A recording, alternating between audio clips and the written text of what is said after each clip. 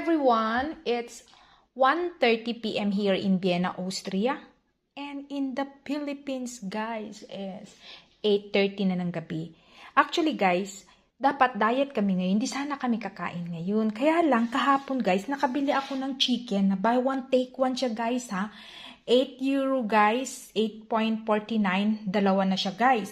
So, habang nanonood ako ng YouTube, guys, nakakita ako ng may nagluto ng ganito, guys. Kaya, ayun, biglang napaluto si Jonah. Kaya, eto, guys, tapos na, guys. And of course, guys, may salad, pipino, lettuce, and apple. At merong konting rice.